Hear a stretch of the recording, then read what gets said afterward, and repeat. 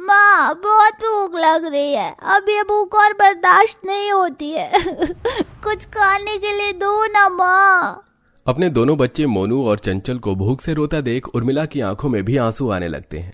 हे भगवान, घर में तो कुछ भी नहीं है और मेरे दोनों बच्चे किस तरह से भूख से तड़प रहे हैं। अब मैं कैसे इनकी भूख शांत करूं?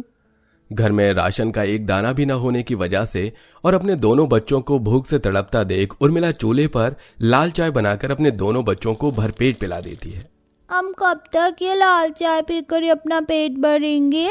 बहुत भूख लगती है माँ। क्लास में सभी बच्चे अपने घर से लाया हुआ स्वादिष्ट स्वादिष्ट खाना खाते हैं और हम बस उनकी खुशबू से पेट भर लेते हैं। कभी कभी दिल करता है कि किसी पहाड़ से कूदकर जान दे दूं। आखिर कब तक अपने दोनों बच्चों और बाकी सबको भूख से तड़पता देखूंगा। अपनी गरीबी के चलते अभिनव एक वक्त भी अपने पूरे परिवार का ठीक से पेट नहीं भर पाता था। आए दिन पूरे परिवार को पानी पीकर और लाल चाय के सहारे ही अपना पेट भरना पड़ता था। चल चंचल, पानी पीकर आते हैं। भैया, इन सभी को खाना खाता देख मुझे भी बहुत भूख लग रही है। चंचल मेरी बहन, भूख तो मुझे भी लग रही है, लेकिन ना ही हमारे पास खाना है और ना ही पैसे। पानी के अलावा हम और कुछ नहीं कर सकते।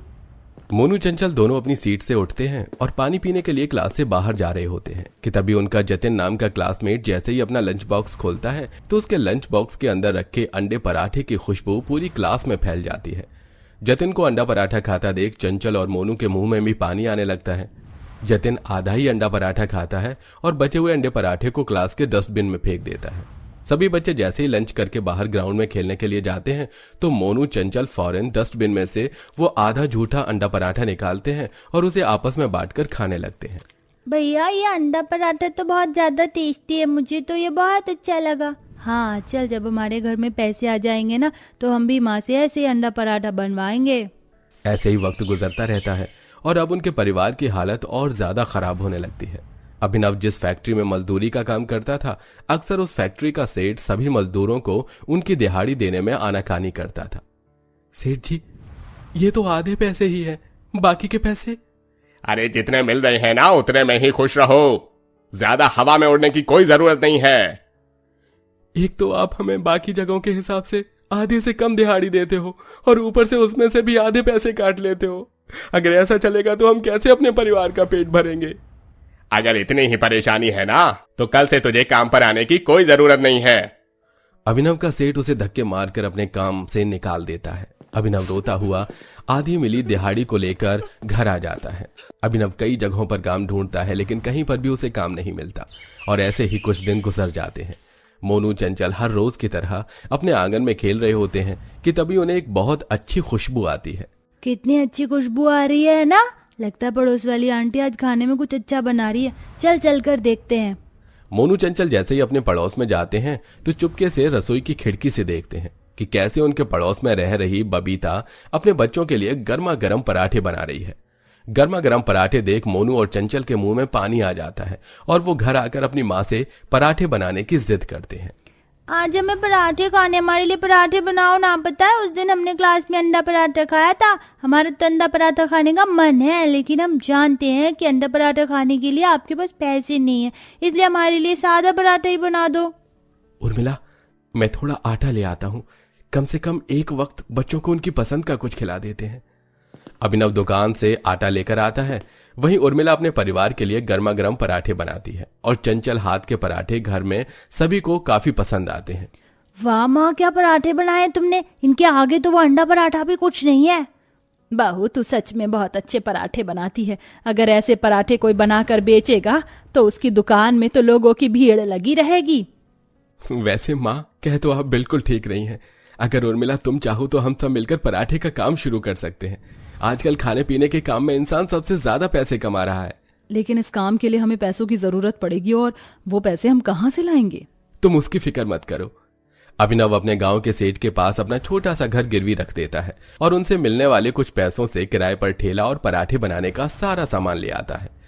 जिसके बाद अब अगले दिन से ही उर्मिला अपने पूरे परिवार के साथ गर्मा गर्म पराठे बनाती है और उन्हें बेचती है।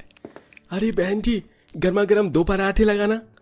उर्मिला गर्मा गर्म पराठे बनाती तो उर्मिला की सास साधना ग्राहकों को पराठे देने का काम करती शुरुआत में तो पूरा परिवार मिलजुल कर पराठे बेचकर ठीक ठाक पैसे कमा रहा था, लेकिन अब धीरे धीरे उनके पराठे के ठेले पर ग्राहक आना कम कर देते हैं। बहन जी, ये क्या, आप सादा पराठा देती हो, साथ में कुछ सब्जी वगैरह तो दो। कस्टमर के कहने पर उर्मिला सब्जी भी बनाकर पराठे के साथ बेचती है, लेकिन तब भी उनका पराठे का ठेला ठीक से नहीं चलता। ऐसे तो हमारे पराठे का ठेला कुछ दिनों में ही बंद हो जाएगा। हमें कुछ न कुछ करना होगा, लेकिन क्या करें? उर्मिला काफी देर तक सोचती है कि तभी उसे उसकी बच्चों की अंडे पराठे की बात याद आती है। हम लोग अंडा पराठा बनाकर बेचते हैं। यहाँ आसपास तो कोई अंडा पराठा वाला भी नहीं है। क्या पता इस अंडे पराठे की वजह से हमारा ठेला चल पड़े। उर्मिला अंडा लेने के लिए दुकान पर जाती है। एक अंडा 8 रुपए का है। 8 रुपए का? लेकिन ये तो बहुत महंगा है। बहन जी, इतनी ही कीमत है, अगर लेना है तो लीजिए, वरना रहने दीजिए। हर जगह अंडे के दाम बड़े होने की वजह से उर्मिला उदास होकर घर लौट रही होती है कि तभी उसे सड़क किनारे एक छोटी कमजोर और घायल मुर्गी दिखाई देती है। इस मुर्गी को तो काफी चोट लगी है, इसे जल्दी से घर ले जाना होगा, वरना ये बेचारी तो यूं ही सड़क पर तड़प तड़प के मर जाएगी। उर्मिला जल्दी से उस मुर्गी को घर ले जाती है और उसकी मरहम पट्टी करती है। मुर्गी के ठीक होने तक उर्मिला उसका काफी अच्छे से ध्यान रखती है, जिसके चलते वो मुर्गी हफ्ते भर में ठीक हो जाती है और आज वो मुर्गी एक अंडा भी देती है। माँ जी, इस मुर्गी ने अंडा दिया। अब हम इस मुर्गी की वजह से आराम से अंडा पराठा बनाकर बेच सकते हैं।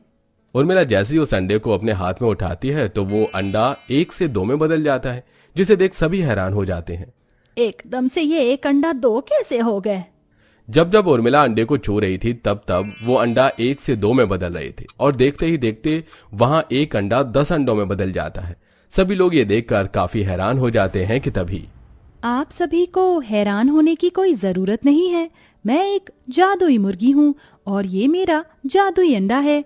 अब जब जब इस अंडे को छुओगी तो ये अंडा डबल हो जाएगा। ये मेरे कान बज रहे हैं, या इस मुर्गी ने हमसे बात की? ये सच है उर्मिला, मैं मुर्गिस्तान की एक जादुई मुर्गी हूँ। एक गाड़ी वाले ने मुझे टक्कर मारकर घायल कर दिया था। किसी ने भी मेरी मदद नहीं की, लेकिन तुमने मेरी मदद की। अगर तुम ना होती तो उस दिन मैं तड़प तड़प के मर जाती। इसीलिए मैंने तोहफे के रूप में तुम्हें ये जादुई अंडा दिया है। इतना कहकर वो जादुई मुर्गी वहां से गायब हो जाती है, जिसके बाद अब पूरा परिवार उस जादुई अंडे की मदद से जादुई अंडा पराठा बनाता है, जो सभी कस्टमर को काफी पसंद आता है। अरे वाह, क्या पराठा बनाया है आपने, कितना मजेदार है और अलग भी है।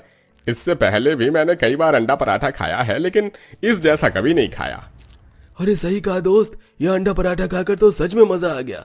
यह अंडा पराठा खाकर दिल को सुकून मिल गया है भाई।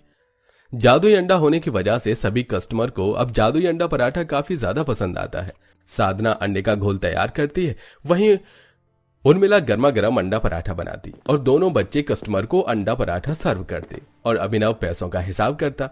ऐसे ही सारा परिवार मिलकर साथ में वो जादुई अंडा पराठा बेचकर काफी सारे पैसे कमाने लगते हैं। अगर यही अंडा पराठा मैं किसी होटल में खाता तो कम से कम मुझे 200-300 रुपए का पड़ता, लेकिन यहाँ देखो इतना स्वादिष्ट अंडा पराठा सिर्फ 30 रुपए में।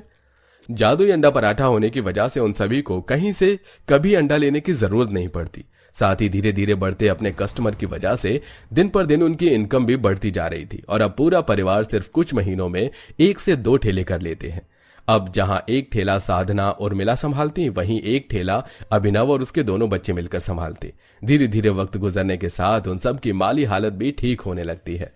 देखा माँ जी, आज हम सबने अपनी मेहनत से कैसे अपनी किस्मत को बदला। जहां हम पहले एक रोटी के लिए तरस रहे थे, वहां अब हमारे पास कितना सारा खाना है।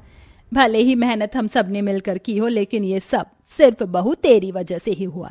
अगर तू उस जादुई मुर्गी की मदद नहीं करती तो हमें कभी भी जादुई अंडा नहीं मिलता और हम बिना जादुई अंडे के अंडा पराठा बनाकर नहीं बेच पाते।